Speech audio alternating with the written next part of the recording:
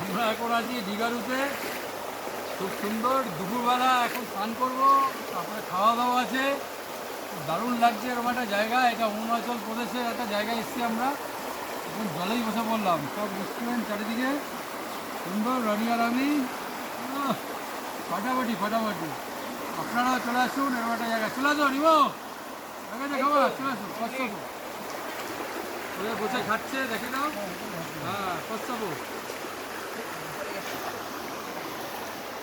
চলে আসো, চলে যাই। আসো আসো।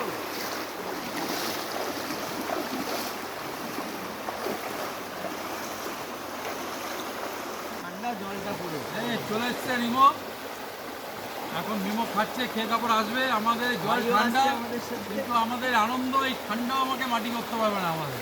আমরা এতটা এক্সাইটেড এরকম একটা জায়গা পেয়ে। ঠান্ডা জলে আমরা বসে আছি, দেখুন ভালো লাগছে, সুন্দর লাগছে পুরো এরকম একটা জায়গায় এসে।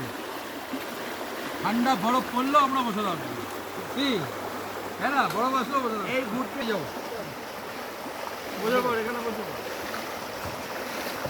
আসতে পারবে না, আমরা এতটা আনন্দে আছি এখন।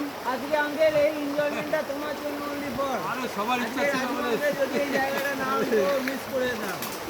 সুন্দর একটা জায়গা, কলকাতা থেকে এসেছি আমরা সবাই এখন আনন্দে। আমরা জলে নেমে গেছি, এই বোঝা যাবে না। জল একদম টলটল পরিষ্কার, এই জল একদম খাওয়া যাবে, এত পরিষ্কার জল।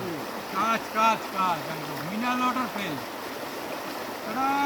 ছবি তুলে না একসাথে, ছবি তুলে না সবাই। স্টপ করছি।